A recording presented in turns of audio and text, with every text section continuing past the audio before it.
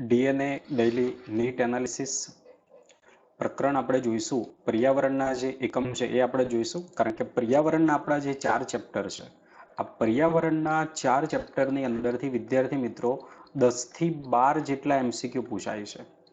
કેટલા એમસીક્યુ પૂછાય? 10 થી 12 જેટલા એમસીક્યુ. એટલે આ 4 ચેપ્ટર આપણા માટે 40 થી વધુ માર્ક્સના છે. અને આ પ્રકરણ સરળ હોય, ખરા ખોટા વિધાનની બાબતો હોય, શબ્દોની આની અંદર મારામારી થતી હોય અને વિદ્યાર્થીઓ સરળ છે એટલા માટે ઘણા શબ્દો આના ભૂલી જતા હોય છે. તો આપણે આ પ્રકરણનું ફટાફટ પુનરાવર્તન કરીશું અને જે બાબતોને ધ્યાનમાં લઈશું કે આ બાબતો તમારે ભૂલવાની નથી. તો પ્રકરણ આપણું છે 16મું, પર્યાવરણીય સમસ્યાઓ. શરૂઆતની આપણે અહીંયા વાત કરીએ તો પ્રદૂષણની તમને વ્યાખ્યા આપેલી છે, તમને ખબર છે કે હવા, ભૂમિ, પાણી, જમીનની ભૌતિક સ્થિતિ બદલાઈ જાય છે, રાસાયણિક અથવા તો જૈવિક લાક્ષણિકતામાં અનિચ્છનીય ફેરફાર થતો. આ પ્રદૂષણ તમને ખબર છે. હવે આ પેરેગ્રાફની અંદરથી આ એમસીક્યુની અંદર પૂછાયેલું છે અને પૂછાતું હોય છે કે પર્યાવરણ માટેનો એન્વાયરમેન્ટલ પ્રોટેક્શન એક્ટ જે છે એ 1986 ની અંદર. આગળ બીજા 2-3 એક્ટ આવવાના છે, એટલે જોડકા પ્રકારના એમસીક્યુની અંદર પણ આ તમને પૂછાઈ શકે છે. તો આ બાબત તમારે અહીંયા યાદ રાખવાની છે, બરાબર. બાકી વ્યાખ્યાને બધું તમને અત્યારે ખ્યાલ છે. ત્યાર પછી જુઓ, પ્રદૂષણની અહીંયા વાત કરી છે તો પ્રદૂષણની હાનિકારક જે અસરો થતી હોય છે અને હાનિકારક અસરોનો આધાર પ્રદૂષકનું પ્રમાણ, એની સાંદ્રતા કેટલી છે, એ કેટલો સમયગાળો સુધી એ સજીવ ઉપર પડે છે અને સજીવ કેવા પ્રકારનું એના ઉપર આધાર હોય છે. અને પહેલા આપણને આપ્યું છે હવાનું પ્રદૂષણ. તો જુઓ અહીંયા ધુમાડાની ચીમનીઓ આવશે, ધાતુ ગાળવાના કારખાના આપણને આપેલા છે, બરાબર, અને અન્ય ઉદ્યોગો દ્વારા. આ શબ્દો બે ઇમ્પોર્ટન્ટ. કણ સ્વરૂપ અને વાયુ સ્વરૂપ પ્રદૂષકો નીકળતા હોય છે. આ એમસીક્યુની અંદર પૂછાઈ શકે કે કણમય અને વાયુ સ્વરૂપના પ્રદૂષકો આ બધાની અંદરથી નીકળતા હોય છે.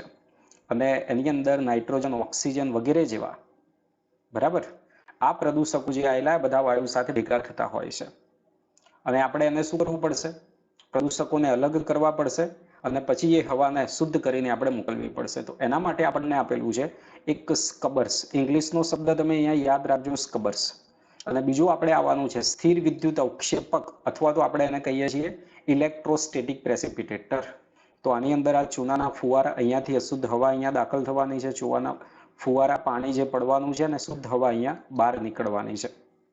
અહીંયા ઋણ વીજભારિત તાર આપણને આપેલું છે, ધૂળના જે રજકણો છે, ચોખ્ખી હવા અહીંયાથી બહાર નીકળવાની છે, બરાબર. તો અહીંયા જો ખાસ ઇમ્પોર્ટન્ટ, આ એમસીક્યુ વારંવાર પૂછાયેલું છે. ઇંગ્લિશનું નામ યાદ રાખજો, ઇલેક્ટ્રોસ્ટેટિક પ્રેસિપિટેટર. અને ઇલેક્ટ્રો પ્રેસિપિટેટરનો ઉપયોગ કોના માટે? તો કે જો થર્મલ પાવર પ્લાન્ટ જે આવેલા છે એ થર્મલ પાવર પ્લાન્ટની અંદરથી જે કણ સ્વરૂપી દ્રવ્યો, સસ્પેન્ડેડ પર્ટિક્યુલર મેટર, એસપીએમ એવું પણ હોય છે, આ જે કણમય દ્રવ્યો છે એને દૂર કરવા માટે કોનો ઉપયોગ થાય છે? ઇલેક્ટ્રોસ્ટેટિક પ્રેસિપિટેટર. અને કેટલા ટકા જેટલા? તો કે વાયુરૂપ પદાર્થમાં રહેલા 99% જેટલા કણ સ્વરૂપી દ્રવ્યોને શું કરતું હોય છે? દૂર કરતું હોય છે. એમ આકૃતિમાં આપણે જોઈ શકીએ છીએ કે ઇલેક્ટ્રોડ તાર જોવા મળે, હજારો વોલ્ટેજ જળવાયેલા હોય છે અને વીજ ક્ષેત્ર ઉત્પન્ન થતું હોય છે અને ઇલેક્ટ્રોન ધૂળના રજકણ સાથે ચોંટી જતા હોય, બરાબર. ને ઋણ વીજભારિત આપે એને નીચે પડી જવાના છે અને એ રીતે એને દૂર કરવામાં આવતા હોય છે. બીજું, અહીંયા જે કલેક્ટિંગ પ્લેટની વચ્ચે હવાનો વેગ એકદમ ઓછો જ હોવો જોઈએ. હવાનો વેગ ઓછો હોય જેના પરિણામે એ ધૂળના જે કણો છે એને નીચે પાડી દે. અહીંયાથી એમસીક્યુ વિદ્યાર્થીઓ ખરા ખોટા વિધાનની અંદર, ખરા ખોટા વિધાનનું જે વિધાન હોય વાક્ય એની અંદર બની શકે, એકદમ ઓછો હોવો જોઈએ. આવું ઘણું બધું ભૂલી જતા હોઈએ છીએ. આગળ બીજું, માર્જકની વાત કરીએ આપણે, સ્કબર્સની વાત કરીએ તો સ્કબર્સમાંથી કયો વાયુ દૂર કરવામાં આવે છે? આ પણ એમસીક્યુમાં પાછલા વર્ષોમાં પૂછાયેલું છે. તો અહીંયાથી કયો વાયુ દૂર કરવામાં આવશે? SO2 ને દૂર કરવામાં આવતો હોય છે. અંદર ચૂનાના ફુવારા આપણે જોયું. બીજું પૂરું નામ યાદ રાખવાનું છે, CPCB, central pollution control board, જે રીતે આપણે ગુજરાતમાં GPCB છે. તો એના અનુસાર આપણને આપ્યું, આ પણ એમસીક્યુમાં પૂછાયેલું છે, 2.5 માઇક્રોમીટર કે તેનાથી ઓછા વ્યાસનું કદ ધરાવતા કણો માનવ સ્વાસ્થ્યને શું પહોંચાડે છે? નુકસાન પહોંચાડે. આમ માઇક્રોમીટર આપેલું હોય તો આ ખાસ માઇક્રોમીટર એવું યાદ રાખજો. મિલીમીટર ના થઈ જાય, નેનોમીટર એવું ના થઈ જાય, 2 કદથી ઓછાની જગ્યાએ વધારે ના થઈ જાય, બરાબર. તો આ શબ્દોની અંદર આ જે અંડરલાઈન બાબતો કરી છે એ ખાસ ભૂલવાની તમારે નથી. આગળ જઈએ, આગળ જુઓ, આ આવનારી જેટલી પણ પરીક્ષાઓ છે એના માટેનો આ એમસીક્યુ ફ્યુચર ક્વેશ્ચન અહીંયાથી પૂછાય. કારણ કે જે વાહનો જે આવેલા છે એ વાહનોની અંદર જે પ્રદૂષણ થતું હોય, વાહનોનો જે ધુમાડો છે એને ઘટાડવા માટે જે આપણે કેટાલિક કન્વર્ટરનો ઉપયોગ કરવામાં આવે છે. કોનો ઉપયોગ કરવામાં આવે છે? કેટાલિક કન્વર્ટરનો ઉપયોગ કરવામાં આવે છે. એટલે અહીંયા જુઓ, ઉદ્દીપકીય પ્રવર્તકો કેટાલિક કન્વર્ટર અહીંયા લગાડવામાં આવતા હોય છે. કેટાલિક કન્વર્ટરમાં 3 કિંમતી ધાતુ છે, પ્લેટિનમ, પેલેડિયમ અને રોડિયમનો ઉપયોગ થતો હોય છે.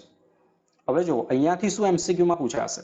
આ વિદ્યાર્થીઓ આ જે 3 વાક્યો આપેલા છે આ એમસીક્યુ ની અંદર પૂછાય અને ખાસ ધ્યાનથી બરાબર તમને જોઈ લેજો. આ વિધાન શું કહે છે? જે વાહન આવેલા હશે એની અંદરથી દહન થયા વગરનું જે પણ હાઇડ્રોકાર્બન હશે એ હાઇડ્રોકાર્બન CO2 અને પાણીની અંદર શું થઈ જાય? રૂપાંતરિત થઈ જાય, એટલે નુકસાન ઓછું કરશે. એ જ રીતે જે કાર્બન ડાયોક્સાઇડ અને નાઇટ્રિક ઓક્સાઇડ આવેલું, એક ક્રમશઃ લખ્યું વિદ્યાર્થી મિત્રો શબ્દ, એટલે કે કાર્બન મોનોક્સાઇડ કોની અંદર ફેરવાઈ જશે? કાર્બન ડાયોક્સાઇડની અંદર ફેરવાઈ જશે અને નાઇટ્રિક ઓક્સાઇડનું જે રૂપાંતરણ છે નાઇટ્રોજનની અંદર થતું હોય છે. બરાબર. બીજું, આપણે પેટ્રોલ પંપને એમ જતા હોઈએ તો લખ્યું હોય સીસા રહિત પેટ્રોલ છે. સીસા રહિત પેટ્રોલ કેમ? કારણ કે જો પેટ્રોલની અંદર સીસું આવશે તો આ સીસું શું કરશે? આ ઉદ્દીપકને નિષ્ક્રિય કરી દે. તો આપણને યાદ રાખવાનું છે. ચલો આગળ આપણને આપેલું છે કે હવાનું જે પ્રદૂષણનો ધારો જે આપેલો છે એ 1981 ની અંદર આપેલો છે. બીજું, એમાં સુધારો કરીને અંદર 1987 ની અંદર કોનું? અવાજનું જે પ્રદૂષણ એનો સમાવેશ કરવામાં આવેલો છે. બીજું, અહીંયાથી એમસીક્યુ પૂછાય, અત્યંત ઊંચા ધ્વનિ વિસ્તાર ડીબી. ડીબીનું એમસીક્યુ પૂછાયેલો છે. ડીબી આપણને શું દર્શાવે? ડેસિબલ. તો કે કોઈ પણ પ્રદૂષક એટલે ધ્વનિનું જે પ્રદૂષણ થતું એની માત્રા આપણને દર્શાવે છે. બરાબર. તો એ બાબત યાદ રાખવાની છે. બીજું જુઓ, અહીંયા જે પણ નુકસાન થવાનું છે, જુઓ, નિરાશા, અનિદ્રા, હૃદયના ધબકારા વધી જવા, શ્વાસોશ્વાસની રીતો બદલાવી. આના સિવાય બીજા કોઈ શબ્દ આપી દે ઘોંઘાટના પ્રદૂષણના તો એ થવાનું છે નહીં. તો એ બાબત અહીંયા આપેલી છે. બરાબર. ચલો આગળ વધીશું આપણે. તો ત્યાર પછી અહીંયા દિલ્હીના એક કિસ્સાનું અધ્યયન આપેલું છે પ્રદૂષણ માટે. અહીંયાથી જે એમસીક્યુ પૂછાય, જુઓ, 1990 ની અંદર જે અધ્યયન કરવામાં આવેલું છે તો વિશ્વના 41 સૌથી વધુ પ્રદૂષિત શહેરોની અંદર દિલ્હી કયા ક્રમે રહેલું છે? ચોથા ક્રમે રહેલું. આ માહિતી આધારિત એમસીક્યુ ની અંદર પૂછાઈ શકે છે. બરાબર. અને એના પછી 200 ની અંદર ડીઝલના સ્થાને કોનો ઉપયોગ કરવામાં આવ્યો? સીએનજી. તો સીએનજીના એમસીક્યુ જે છે, સીએનજીનું એમસીક્યુ પણ અહીંયા ખરા ખોટા જે વિધાન છે એ ખરા ખોટા વિધાનના એનું પૂછાઈ શકે છે. બરાબર. તો 2002ના અંત સુધીની અંદર બધી બસો જે છે એ સીએનજીની અંદર પરિવર્તિત થઈ ગઈ. હવે જો ફાયદો શું થવાનો છે? સીએનજી એક તો વધુ સારી રીતે દહનક્ષમ હોય છે. બીજું, પેટ્રોલ ડીઝલની અંદર આવું થવાનું છે નહીં. બીજું, પેટ્રોલ ને ડીઝલ કરતાં કેવો છે? સસ્તો પડવાનો છે. બીજું, ચોરાઈ શકવાનો નથી. પેટ્રોલ ડીઝલમાં ભેળસેળ થઈ શકતી હોય છે, એવી આ રીતે સીએનજીમાં ભેળસેળ થઈ શકવાની છે નહીં. બરાબર. તો આ બધા ફાયદા થવાના છે. પેટ્રોલ ડીઝલ કરતાં સીએનજીના આ બધા ફાયદા થવાના છે. સમસ્યા શું છે આપ્યું છે? તો કે સમસ્યા એવી છે કે આપણે સીએનજી પહોંચાડવું હોય તો પાઇપલાઇન પાથરવાની અહીંયા મુશ્કેલી થોડી થતી હોય છે. તો એ બાબત આપેલી, એ યાદ રાખવાનું. તો બીજો એ બાબત યાદ રાખવી. બીજું, આમાંથી એમસીક્યુ પૂછાયેલા નથી. આના એમસીક્યુ આગામી નીટની પરીક્ષાઓની અંદર પૂછાઈ શકે છે.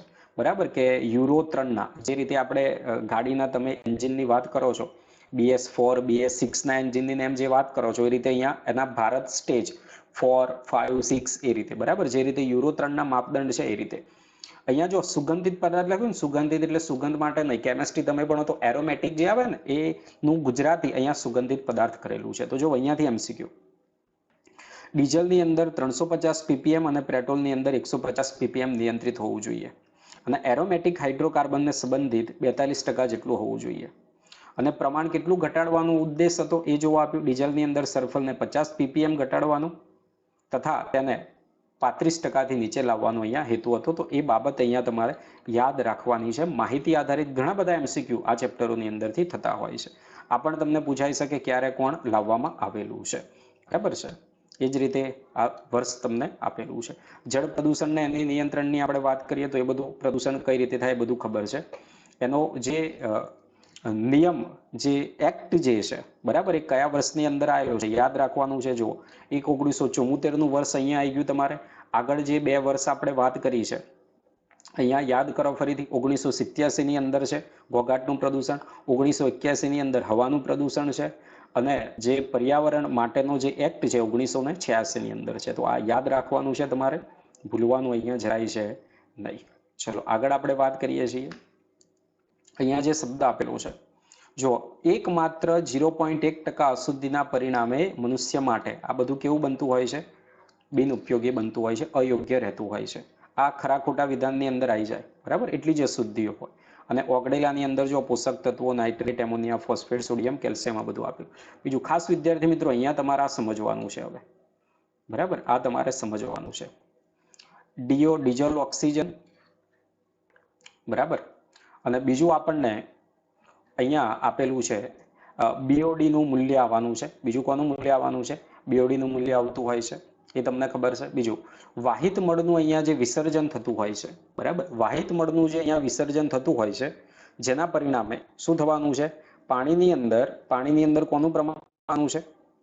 બીઓડી જે આવેલો હોય એ બીઓડી નું પ્રમાણ શું ઘટવાનું છે, બરાબર? તો એ અહીંયા તમારે ખાસ યાદ રાખવાની. આ જે રીતે તમને ડીઓ લખ્યું છે એ રીતે આ કોણ છે?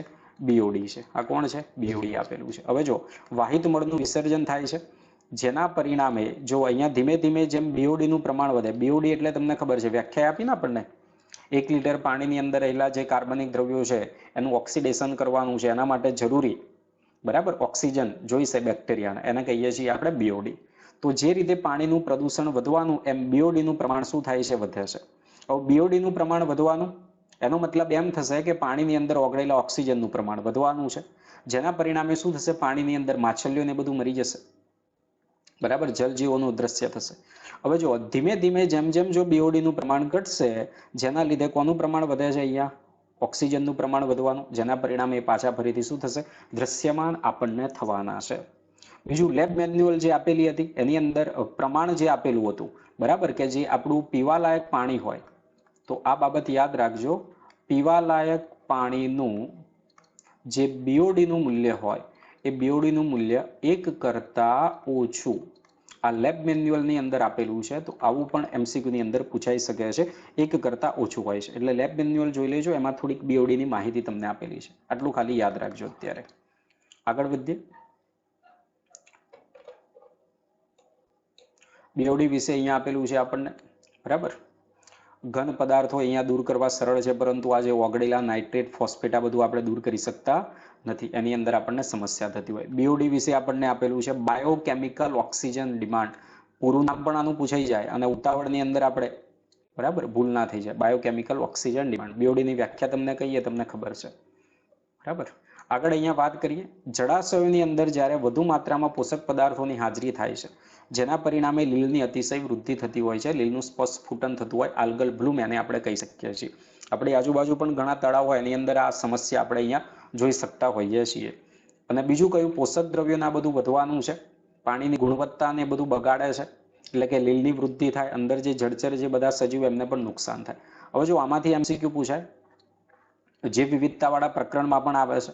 તો જુઓ અહીંયા એક વનસ્પતિનું આપણે નામ આપેલું છે આઇકોર્નિયા, બરાબર? જળકુંભી છે, અથવા તો વોટર હાઇઝિન્થ એવું કહેવામાં આવે છે, અથવા તો આઇકોર્નિયા ક્રેસિપિસ, બરાબર? તો આ નામ યાદ રાખજો. આ વિદેશી જાતિ છે. કેવી છે?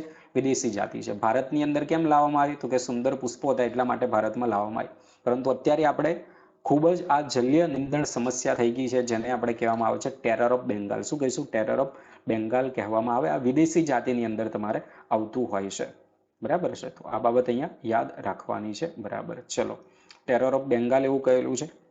તો આ પૂરું થયું. ત્યાર પછી જે સમસ્યાઓ સર્જાય છે આપણને બીમારીના નામ: ડિસેન્ટ્રી, ટાઇફોઇડ ખબર છે, કમળો અને કોલેરા ખબર.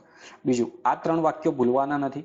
આ ખાસ MCQ માટે. આ પાછલા વર્ષોની અંદર હમણાંનું પૂછાયેલું નથી, આ પૂછાઈ શકે છે કે એમનું પ્રમાણ કેટલું હોય. ભારે ધાતુઓ જે આવેલી હોય 5 ગ્રામ પ્રતિ સેન્ટીમીટર ઘન, બરાબર, થી વધારે ઘનતા ધરાવતા તત્વો જેવા આપ્યા છે. પારો આપ્યો, કેડમિયમ આપ્યું છે, તાંબુ, સીસુ, બરાબર, એ આપેલું છે. બીજું જૈવિક વિશાલન તમને ખબર છે. જૈવિક વિશાલનની અંદર શું થતું હોય છે? એક પોષક સ્તરની અંદરથી બીજા પોષક સ્તરની અંદર જવામાં આવે છે, તો એ જે પણ દ્રવ્ય છે એ દ્રવ્યની સાંદ્રતા જો અહીંયા શું થતી હોય છે? વધતી જતી હોય છે. અહીંયા જો આ PPB જ લખેલું છે. કોઈ જોડે જૂની ચોપડી હોય તો અહીંયા પણ આ PPB જ આવશે. શું આવશે? PPB જ આવશે, બરાબર? પાણીની અંદર આટલું પ્રમાણ છે. પ્રવલ્કોની અંદર જો DDT નું પ્રમાણ, નાની માછલી ખોરાક તરીકે પ્રાણ પ્રવલ્કોનો ઉપયોગ કરે, એમાંથી દૂર થતું નથી, એમાં વધે છે. મોટી માછલીની અંદર પ્રમાણ વધે છે, અને માછલી ખાનારા પક્ષીની અંદર પણ પ્રમાણ એનું શું થઈ જાય છે? આ વધતું જાય છે. આ MCQ પણ પૂછાયેલો છે. બરાબર કે જૈવિક વિશાલન એટલે શું થવાનું છે તો કે અનુક્રમિત પોષક સ્તરોએ ઝેરીલા પદાર્થની સાંદ્રતાની અંદર શું થતો હોય છે વધારો થાય છે। બીજું આ સજીવ એ ઝેરી પદાર્થ જે આવેલો હોય પોતાના શરીરમાંથી દૂર કરી શકતા નથી, ચરબી જે આવેલી હોય એની અંદર જમા રહેતો હોય છે। બરાબર, અહીંયા ઉદાહરણ આપ્યું, દાખલા તરીકે આવી ઘટના મર્ક્યુરી અને ડીડીટીનું પૂરું નામ યાદ રાખવાનું છે, ખૂબ જ આ જાણીતી છે। બરાબર, તો એ બાબત આપેલી। પક્ષીઓની અંદર શું થાય, પક્ષીઓની અંદર શું સમસ્યા સર્જાય આપ્યું કે ડીડીટી પક્ષીઓની અંદર શું કામ કરશે, આ એમસીક્યુની અંદર પૂછાય કે ડીડીટીની ઊંચી સાંદ્રતા પક્ષીઓની અંદર જે કેલ્શિયમ ઈંડું જે બનવાનું એનું જે કવચ બનવાનું એની અંદર ખલેલ પહોંચાડે, એટલે ઈંડાનું જે કવચ બનવું જોઈએ એટલું કવચ મજબૂત બની શકતું નથી, પાતળું બની જાય, પાતળું કવચ બની જાય એટલે શું થશે, અંદર જે ભ્રૂણ વિકાસ પામે છે બરાબર એ પરિપક્વતા પહેલા તૂટી જાય એટલે બહાર આવી જાય, અને આ રીતે પક્ષીઓની વસ્તીની અંદર શું થતો હોય છે, ઘટાડો થતો હોય છે। બરાબર, આગળ આપ્યું છે આપણને સુપોષકતાકરણ। સુપોષકતાકરણ એટલે શું કહીશું, પોષક તત્વોની સુલભ પ્રાપ્તિ। તો પોષક દ્રવ્યો જે છે તળાવની અંદર, પાણીની અંદર, બરાબર આજુબાજુના વિસ્તારની અંદરથી આવતા હોય છે। બીજું જો અહીંયાથી ખરા ખોટા વિધાન, નવું જે શરૂઆતમાં નિર્માણ થયેલું છે તળાવ હોય એનું પાણી ઠંડુ સ્વચ્છ હોય છે, બરાબર, અને થોડાક જીવનનું એ સમર્થન કરે છે। ધીમે ધીમે એ તળાવની અંદર બધા પોષક દ્રવ્યોને બધું ઉમેરાવાનું છે એટલે જલીય સજીવોની વૃદ્ધિ અહીંયા થતી હોય છે। બીજું મૃત્યુને એવું બધું થવાનું, વિઘટનને બધું થવાનું એટલે કાર્બનિક દ્રવ્યો તળિયે જમા થતા હોય છે, બરાબર। બીજું જેમ જેમ એની અંદર આ બધા દ્રવ્યો અને જુઓ સદીઓથી, બરાબર, જેમ જેમ આ બધું થવાનું એમ ધીમે ધીમે આગળ તળાવ છીછરા અને ગરમ થતા જાય, આ એમસીક્યુની અંદર પૂછાય છે, બરાબર। તો એ રીતે એના પાછા સજીવો ત્યાં રહેવા આવતા હોય છે। બીજું આ બોગ એવો શબ્દ આપેલો હોય તમને ઘણી જગ્યાએ, બરાબર, ભેજવાળી જે પોચી જમીન છે, બોગ એટલે શું, આવું એમસીક્યુની અંદર પૂછાઈ જાય તો આ ભૂલવાનું નથી, આ યાદ રાખવાનું છે, બોગ એટલે શું આવું તમને પૂછાઈ જાય। તો હવે શું થવાનું છે, તળાવ જે આવેલું છે તળાવની અંદર આ બધા દ્રવ્યો બધા જમા થવાના છે, એ ધીમે ધીમે તળાવ છીછરું બનતું જાય। આબોહવા, તળાવનું કદ, અન્ય પરિબળો જે આવેલા હોય તો તળાવની જીર્ણતામાં હજારો વર્ષો લાગે છે, પરંતુ આપણે ઉદ્યોગોનું પાણી છે, ઘરનો કચરો છે, ગટરોનું આ બધું જે જવાનું છે એની અંદર, જેના પરિણામે એ જે છીછરું બનવાનું એનું જે આયુષ્ય છે ઝડપથી ઘટી જતું હોય છે, અને આ જે ઘટના છે જેને કહેવામાં આવે છે પ્રવેગિત સુપોષકતાકરણ કહેવામાં આવે છે। અને અહીંયા મુખ્ય અશુદ્ધિઓ જે આપેલી છે, જો તળાવોમાં વાહિત મળ કૃષિ વિષયક ઔદ્યોગિક નકામા કચરાથી સુપોષિત થતું હોય, કારણ કે આ તો પોષક દ્રવ્યો છે ને, વનસ્પતિને તો આ નાઇટ્રેટ ફોસ્ફેટની જરૂર પડવાની છે, અને મુખ્ય અશુદ્ધિઓમાં આપેલી છે નાઇટ્રેટ અને ફોસ્ફેટ, આ એમસીક્યુની અંદર પૂછાય। તો આ તો પોષક દ્રવ્યો તરીકે કામ કરે, તો શું થવાનું, આ પોષક દ્રવ્યો બધા પાણીની અંદર વધારે પડતા થવાના છે, વનસ્પતિની એમ જલીય વનસ્પતિની અતિશય એની અંદર વૃદ્ધિ થઈ જવાની છે, એટલે જો અહીંયા આપ્યું છે આચ્છાદન થઈ જાય છે, દુર્ગંધ અહીંયા આવતી હોય છે, એ બાબત અહીંયા આપેલી છે। બીજું એની અંદર ઓગળેલો જે ઓક્સિજન હોય, ઓક્સિજનનું પ્રમાણ ઘટવાનું છે, બરાબર, જેના પરિણામે અંદર જે માછલીઓને બધા જે સજીવો બીજા જલ્યા આવેલા છે મૃત્યુ થવાનું છે, તો એ બાબત અહીંયા તમને સમજાયેલી છે। એ જ રીતે વીજ ઉત્પાદિત એકમોનું જે ગરમ પાણી હોય એ ગરમ પાણી પણ પ્રદૂષક એક રીતે થવાનું છે, અને એ પણ જે સજીવો આવેલા હોય સજીવોને શું કરે છે, નુકસાન પહોંચાડતું હોય છે। બીજું આગામી પરીક્ષાની અંદર આ ટોપિકની અંદરથી એમસીક્યુ પૂછાઈ શકે છે, બરાબર, આના એમસીક્યુ પૂછાયેલા નથી પાછલા વર્ષોની અંદર, છેલ્લા જે આપણે જોઈએ તો આની અંદરથી એમસીક્યુ પૂછાયેલા નથી। આ એમસીક્યુ નીટની પરીક્ષાની અંદર હવે જે પરીક્ષા આવે એની અંદર પૂછાઈ શકે છે। તમને એસટીપી ખબર છે, સુએજ ટ્રીટમેન્ટ પ્લાન્ટ તમે ભણી ગયેલા છો, બરાબર, આગળના ચેપ્ટરની અંદર સુએજ ટ્રીટમેન્ટ પ્લાન્ટ તમને ખ્યાલ છે, તો એ જ રીતે એક નવું અધ્યયન અહીંયા આપેલું છે, અને જો આ કૃત્રિમ અને કુદરતી બંને પ્રક્રિયાઓને ભેગી કરવામાં આવી, અને આવું કયા ગાડી, કેલિફોર્નિયાની અંદર અર્કટકા શહેર, આ વિસ્તારનું નામ છે, જગ્યાનું નામ છે, અને ત્યાં હમ્બોલ્ટ સ્ટેટ યુનિવર્સિટીના જીવ વૈજ્ઞાનિકના સહયોગથી અને શહેરના લોકો, બરાબર, 2 ચરણની અંદર જળ ઉપચારનું જે પણ કાર્ય છે એ જળ ઉપચારનું કાર્ય અહીંયા 2 ચરણની અંદર અહીંયા પૂરું કરવાનું હતું, બરાબર, તો એ આપેલું છે। એક તો પરંપરાગત અવસાદન જે છે, પરંપરાગત અવસાદન એટલે એને જે ઠરવા દેવામાં એ છે કે જેમાં નિસ્યંદ અને ક્લોરીનનો ઉપચાર આપવામાં આવતો હોય છે, બરાબર, પરંતુ આનાથી થાય છે શું, ઓગળેલી ભારે ધાતુઓ વધુ માત્રામાં રહી જાય છે, આ એમસીક્યુની અંદર પૂછાય।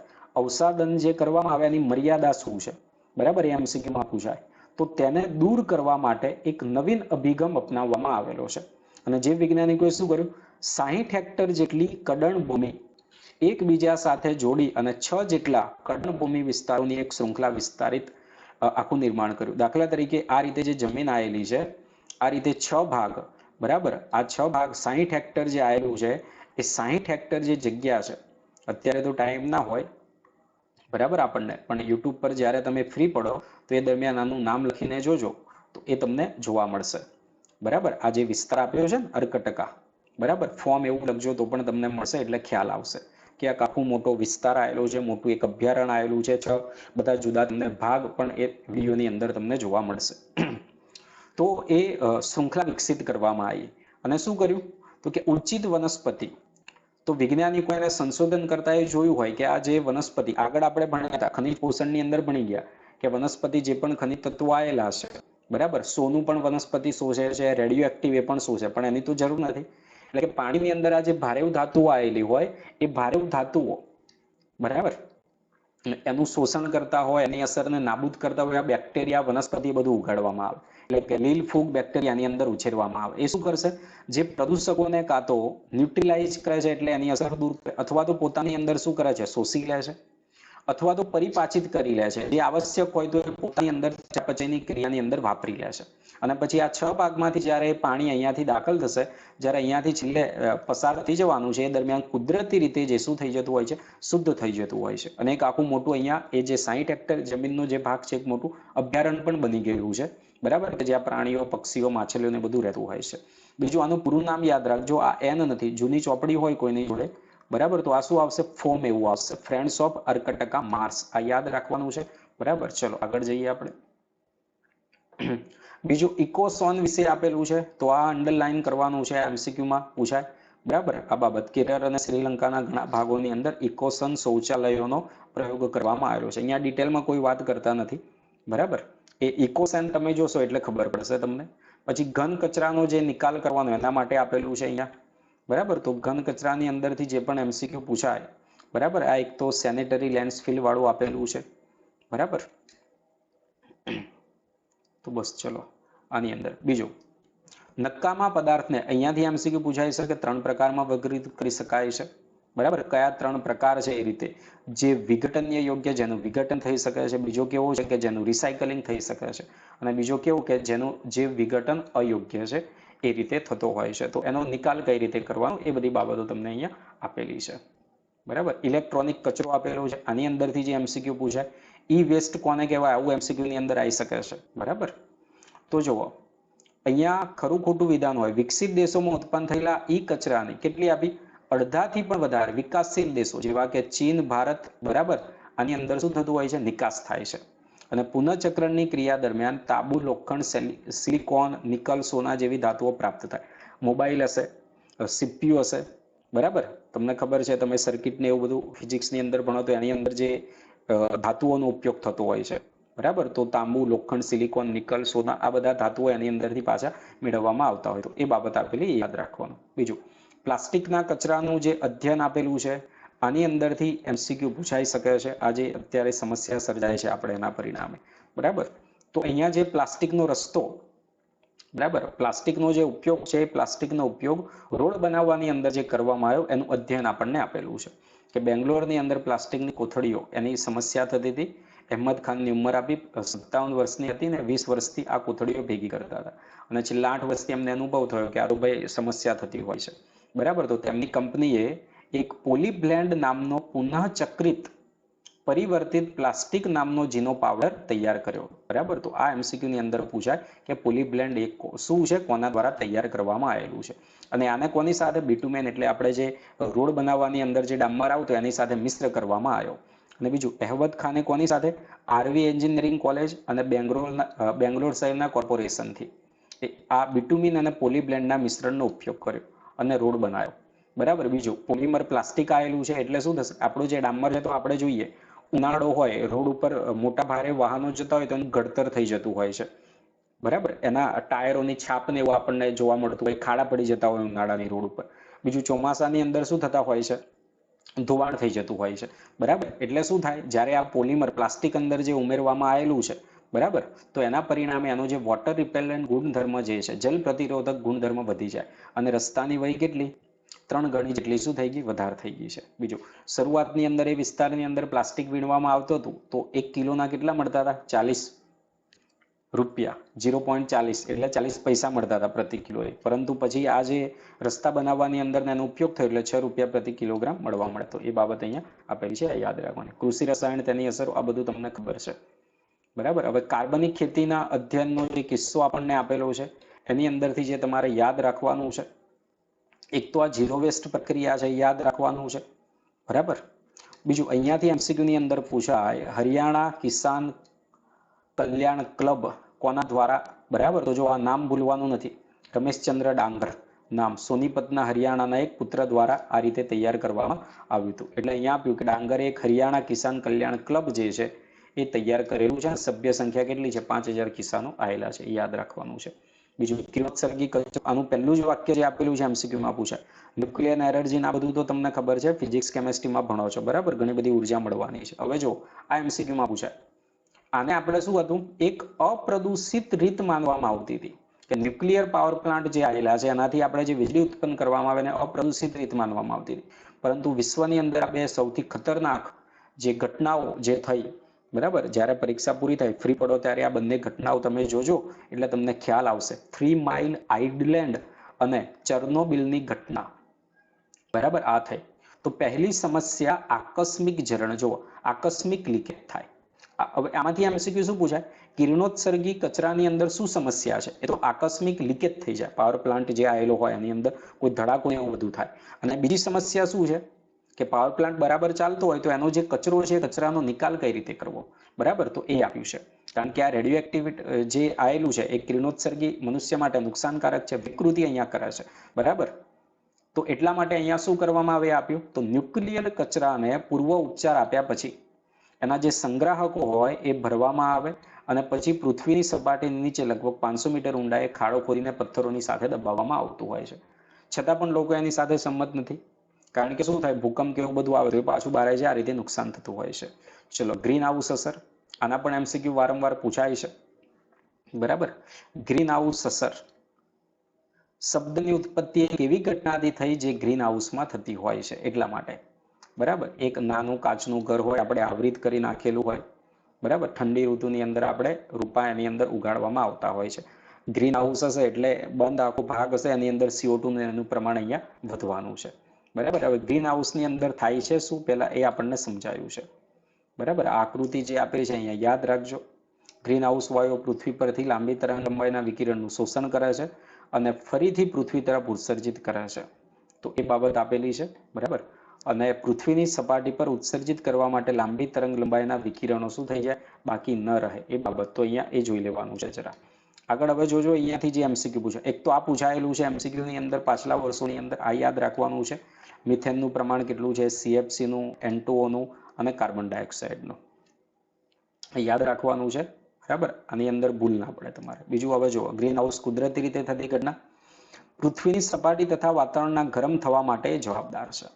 હવે જો ગ્રીન હાઉસ અસર ના હોય તો અત્યારે સરેરાશ તાપમાન 15 સેલ્સિયસ છે, એની જગ્યાએ કેટલું થઈ જાય, -18 થઈ જાય. આમ તો ફાયદાકારક છે આપણને, પરંતુ અહીંયા સમસ્યા શું સર્જાય એ આપણે અહીંયા જોવાનું છે, બરાબર. તો અહીંયા આપણને એવું આપેલું છે, પૃથ્વી પર આવતા સૌર વિકિરણો ના 1/4 ભાગ જેટલા વિકિરણોના વાદળા તથા વાયુઓથી પરાવર્તન થઈ જતા હોય છે અને બીજો ચોથો ભાગ તેના દ્વારા શોષી જાય છે, પરંતુ અડધા ભાગ જેટલા વાતાવરણમાં પ્રવેશ પામતા સૌર વિકિરણો પૃથ્વીની સપાટી પર પડે છે અને તેને શું કરે છે, ગરમ કરે છે, અને થોડોક જ ભાગ તે પરાવર્તન પામીને પાછા જાય છે. પૃથ્વીની સપાટી પર પારવક્ત વિકિરણો સ્વરૂપમાં ગરમીથી ફરીથી ઉત્સર્જિત કરે, પરંતુ આ ભાગ અવકાશમાં છટકી જતો નથી, પણ મોટા ભાગના પાર રક્ત વિકિરણો વાતાવરણમાં રહેલા વાયુઓ CO2, મિથેન વગેરે દ્વારા શું થઈ જાય છે, શોષાઈ જાય છે અને ઉષ્માનો ફેલાવો કરે. ખરેખર તો જે આવે છે એ પાછા જવા જોઈએ ને અહીંયા, બરાબર. એ જે અહીંયા આવે છે એ પાછા જતા રહેતા હતા ઘણા બધા, બરાબર, પરાવર્તિત થઈ જતા તો નુકસાન નથી. પરંતુ અહીંયા જુઓ, જે આપણા પ્રદૂષણનું ને બધું પ્રમાણ વધે છે એટલે અહીંયાથી એ પાછા જઈ શકતા નથી, અને જેના પરિણામે અહીંયા આપણી પૃથ્વીની જે સપાટી જે છે એનું તાપમાન શું થતું હોય છે, વધી જતું હોય છે, બરાબર. ખબર પડી ગઈ, બરાબર. એટલે પૃથ્વીની સપાટી અને નીચે રહેલું વાતાવરણ શું થતું હોય છે, ગરમ થતું હોય છે. અને કાર્બન ડાયોક્સાઇડ, મિથેન વગેરે સામાન્ય ગ્રીન હાઉસ વાયુ આપેલા છે, એ ગ્રીન હાઉસ અસર માટે જવાબદાર. આનું પ્રમાણ જે આપ્યું યાદ રાખવાનું છે. ચલો આગળ અહીંયા જે માહિતી આધારિત આપેલું છે, પૃથ્વીનું જે તાપમાન છે બરાબર 0.6 સેલ્સિયસ જેટલું વધવા પામેલું છે અને છેલ્લા 3 દાયકાની અંદર અહીંયા જો દરેક વાક્યો ખરા ખોટા વિધાનની અંદર પૂછાઈ શકે છે બરાબર, સૌથી વધારે વૃદ્ધિ થઈ. બીજો ખાસ ઇમ્પોર્ટન્ટ એમસીક્યુ નીટની પરીક્ષાની અંદર આ પૂછાય, એમસીક્યુ ની અંદર આવું આવે, અલ નીનો અસર એટલે શું બરાબર. તો વૈજ્ઞાનિકોનું માનવું કે તાપમાનમાં થતા વધારાને કારણે પર્યાવરણમાં હાનિકારક ફેરફાર થાય અને આબોહવાની અંદર અસાધારણ ફેરફાર જે થતા હોય જેને કહેવામાં આવે છે અલ નીનો અસર. ધ્રુવીય વિસ્તાર જે આવેલા છે એ બરફ ઓગળવાનો છે, સમુદ્રની સપાટીના વિસ્તાર વધવાના, આ બધું તમને ખબર છે બરાબર. તો આ આપેલું છે. શું કરવું જોઈએ? આવા એમસીક્યુ પૂછાયેલા છે પાછલા વર્ષોમાં, જોજો તો બરાબર. ચલો આગળ આપણે ઓઝોનનું જે સ્ટ્રેટોસ્ફિયરની અંદર જે વિઘટન થતું હોય એના વિશે છે. હવે જો આમાંથી એક એમસીક્યુ પૂછાય, એક તો ઓઝોનની જાડાઈ જે માપવામાં આવે છે એ ડોપ્સન એકમ છે. બીજું અહીંયાથી પૂછાય, આવું થિયરીમાં આપ્યું નથી, આકૃતિની અંદર ખાસ જોજો, ભૂલતા નહીં. એન્ટાર્કટિકાની ઉપર ઓઝોન ગર્ત પ્રતિ વર્ષે ઓગસ્ટના ઉત્તરાર્ધ અને ઓક્ટોબરના પ્રારંભમાં બને. આવું એમસીક્યુની અંદર પૂછાઈ શકે છે. કારણ કે આ બરાબર ના જોઈએ, કેમ કે અંદર થિયરીમાં કોઈ જગ્યાએ નથી લખેલું, એટલે આ ભૂલવાનું નથી બરાબર. ઓઝોન ગર્ત પ્રતિ વર્ષે ઓગસ્ટના ઉત્તરાર્ધ અને ઓક્ટોબરના પ્રારંભની અંદર બનતા હોય છે. એ બાબત અહીંયા તમને આપેલી છે. બાકી બધું તમને ખબર છે બરાબર. ટ્રોપોસ્ફિયર બને છે, વનસ્પતિઓ અને પ્રાણીઓને નુકસાન પહોંચાડી શકે અને વાતાવરણમાં સારો ઓઝોન પણ આવેલો હોય છે. કેવો ઓઝોન? સારો ઓઝોન પણ આવેલો હોય છે બરાબર. તો ઓઝોન વાતાવરણના ઉપરના ભાગોમાં જોવા મળે છે સ્ટ્રેટોસ્ફિયરની અંદર. કઈ જોવા મળે છે? સ્ટ્રેટોસ્ફિયરની અંદર જોવા મળતો હોય છે, યાદ રાખવાનું છે. એનું કામ શું છે? તો સૂર્યમાંથી નીકળતા જે પારજાંબલી વિકિરણો છે એને શોષવાનું કામ કરે છે. યુવી કિરણો આપણને જે નુકસાન પહોંચાડશે બરાબર. તો સજીવોનું ડીએનએ, પ્રોટીન, પારજાંબલી વિકિરણનું શોષણ કરે અને એ નુકસાન પહોંચાડતું હોય છે બરાબર. તો એનાથી આપણને આ ઓઝોનનું જે સ્તર આવેલું છે બતાવે છે. જાડાઈ માટે આપણે ડોપ્સન એકમ કયો બરાબર. હવે જો આણ્વીય ઓક્સિજન પર યુવી કિરણની ક્રિયાથી ઓઝોન ગેસ સતત શું થતો હોય છે? બનતો રહેતો હોય છે. અને સમતાપ મંડળમાં આણ્વિક ઓક્સિજનનો ઘટાડો પણ થતો રહેતો હોય છે અને એની વચ્ચે સંતુલન હોય. પરંતુ શું થાય છે ભાઈ? સીએફસીનો ક્લોરોફ્લોરો કાર્બન આ બધાનો ઉપયોગ કરવામાં આવે છે, જેના પરિણામે આ સંતુલન બગાડી નાખે છે. અને જો આ સીએફસીનો ઉપયોગ કઈ કરવામાં આવતો હોય તો કે શીતક તરીકે રેફ્રિજરેટરની અંદર, એસીની અંદર એમ કરવામાં આવતો હોય છે બરાબર. તો વાતાવરણમાં નીચેના ભાગથી વિસર્જિત થતો, મુક્ત થતો સીએફસી ઉપરની તરફ જશે અને સમતાપ મંડળ એટલે સ્ટ્રેટોસ્ફિયરની અંદર જતો હોય છે. અને યુવી તેની સાથે ક્રિયા કરશે અને ક્લોરીન મુક્ત કરે. કોણ મુક્ત કરે છે? ક્લોરીનના પરમાણુ. અને ક્લોરીનના પરમાણુ જે આવેલા ઓઝોનનું શું કરે છે? વિઘટન અને અવનતિકરણ કરતા હોય છે. ખબર પડી? અને આ પ્રક્રિયામાં ક્લોરીન પરમાણુનો વપરાશ થતો નથી, કારણ કે માત્ર કોના તરીકે કામ કરે? ઉદ્દીપક તરીકે કામ કરે છે. ખબર પડી? આ રીતે એનું નુકસાન થતું હોય છે. અને આની ઘટના જે આપણને આપી કે એન્ટાર્કટિક પ્રદેશની અંદર સૌથી વધુ આપણને જોવા મળતું હોય છે ઓઝોન સ્તર જે આવેલું છે પાતળું થઈ ગયેલું હોય છે, જેને આપણે શું કહ્યું? ઓઝોન છિદ્ર એવું કહ્યું છે. પારજાંબલી કિરણો જે આવેલા છે બી કરતા ટૂંકી તરંગ લંબાઈના જે કિરણો આવેલા છે શોષાઈ જાય, પરંતુ યુવી બી આ ખરા ખોટા વિધાનની અંદર આવી શકે. યુવી એ, સી, ડી એ રીતે આવે. યુવી બી ડીએનએ શું કરે છે? નુકસાન પહોંચાડે છે, વિકૃત થઈ જાય છે. ચામડીનું વૃદ્ધત્વનું કારણ બને છે, ચામડીના કેન્સર થઈ શકે છે બરાબર. ખરા ખોટાની અંદર પૂછાઈ શકે છે. એ જ રીતે સ્નો બ્લાઇન્ડનેસ એટલે શું? આવું એમસીક્યુની અંદર પૂછાય. પારદર્શક પટલની અંદર જે સોજો આવે બરાબર, એને શું કહેવામાં આવશે? સ્નો બ્લાઇન્ડનેસ એવું કહેવામાં આવે છે. અને પારદર્શક પટલને કાયમી નુકસાન થઈ શકે છે, મોતિયા વગેરે આ બધી સમસ્યા થતી હોય છે. તો શું કરવામાં આવ્યું છે? ઓઝોન સ્તરનું વિઘટન ના થાય બરાબર, સ્તર પાતળું ના થાય એટલા માટે આંતરરાષ્ટ્રીય સંધિ કરવામાં આવી છે. અને એના માટે કયો? Montreal protocol. આ એમસીક્યુની અંદર પાછલા વર્ષોમાં પૂછાયેલું છે, તો આ યાદ રાખવાનું છે. કયા વર્ષની અંદર? 1987ની અંદર મોન્ટ્રીયલ બરાબર, કેનેડા ખાતે. તો એ બાબત આપેલી છે. મોન્ટ્રીયલ પ્રોટોકોલ કોના માટે છે? આવું એમસીક્યુમાં પૂછાય તો કે સીએફસી અને અન્ય વિઘટન કરતા રસાયણ ઉત્સર્જનને ઘટાડવા માટે બરાબર. તો એ બાબત આપેલી છે. જમીનનું ધોવાણ અહીંયા આપેલું છે, રણનું સ્થળીકરણ આપેલું છે. અહીંયાથી જે એમસીક્યુ પૂછાય બરાબર, તો શું પૂછાય એમસીક્યુની અંદર? તો એક તો જમીનનું જે ધોવાણ થવાનું છે બરાબર, એમાંથી કોઈ એમસીક્યુ તમને પૂછાઈ શકે. બીજું અહીંયા જમીનમાં પાણીનો ભરાવ અને જમીનની ક્ષારતા, આમાંથી એક એમસીક્યુ પૂછાઈ શકે છે બરાબર. તો એ બાબત જુઓ. સિંચાઈમાં જો પાણીનો યોગ્ય નિકાલ ના થાય, વધારે પડતું પાણી ભરાઈ રહે છે બરાબર. તો પાકોને અસર કરવા ઉપરાંત જમીનની સપાટી પર પાણીમાં રહેલા ક્ષાર ખેંચે અને ક્ષાર ભૂમિની સપાટી પર પાતળા પડ તરીકે જમા થાય છે અને એને નુકસાન અહીંયા પહોંચાડતા હોય છે. બરાબર. તો પાણીનો ભરાવો અને જમીનની ક્ષારતા સંબંધિત કેટલીક સમસ્યાઓ થતી હોય છે અને કોના કારણે આવી છે જુઓ, હરિયાળી ક્રાંતિને કારણે આવેલી છે. આ રીતે એમસીક્યુમાં પૂછાય. વનાસ આપણને આપેલો છે, માહિતી આધારિત એમસીક્યુમાં પૂછાય. ઉષ્ણકટિબંધ પ્રદેશની અંદર કેટલા ટકા? 40% જેટલા જંગલો નષ્ટ થઈ ગયા, જે વિવિધતાની અંદર પણ આવશે. અને શીતોષ્ણ પ્રદેશમાં માત્ર 1% જંગલો નાશ પામેલા છે. બરાબર. તો એ બાબતો અહીંયા જે આપેલી છે આ ખાસ યાદ રાખવાની છે. બરાબર. શરૂઆતની અંદર જોવા ગયો 20મી સદીની અંદર લગભગ 30% જંગલો હતા, પરંતુ ઘટીને કેટલા થઈ ગયેલા છે? ઘટીને જે થઈ ગયેલા છે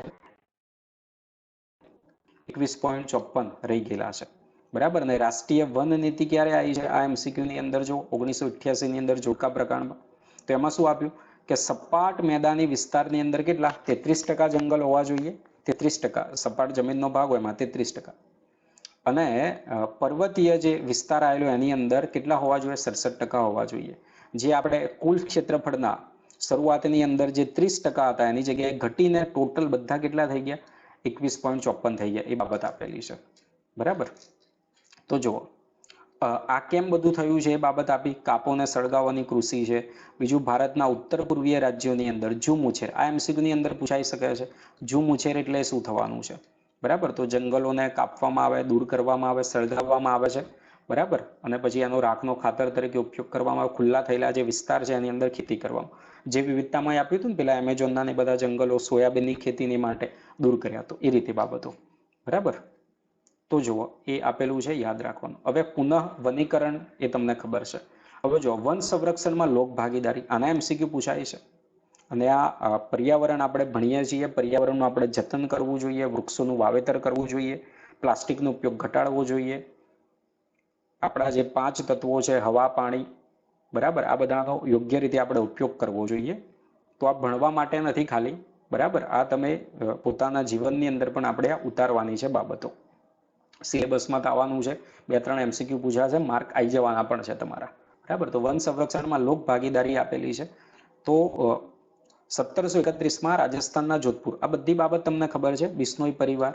અને જુઓ, આ બિશ્નોઈ પરિવારની અમૃતા નામની એક મહિલાએ અદ્ભુત સાહસ, ખૂબ જ સાહસ જે કરેલું છે એ સમયગાળાની અંદર વૃક્ષોને બચાવવા માટે. બરાબર. આ ઇતિહાસની અંદર આ એકમાત્ર આવી ઘટના કે જે હવે આગળ ભવિષ્યમાં ક્યારેય નહીં થઈ શકે. બરાબર. કે વૃક્ષોને બચાવવા માટે પોતાનું બલિદાન એમણે આપી દીધેલું છે. તો એ અહીંયા આપેલું છે. 3 બેટી અને બિશ્નોઈ પરિવારના ઘણા બધા લોકોએ વૃક્ષોની રક્ષા માટે પોતાના પ્રાણ આપી દીધેલા છે. બરાબર.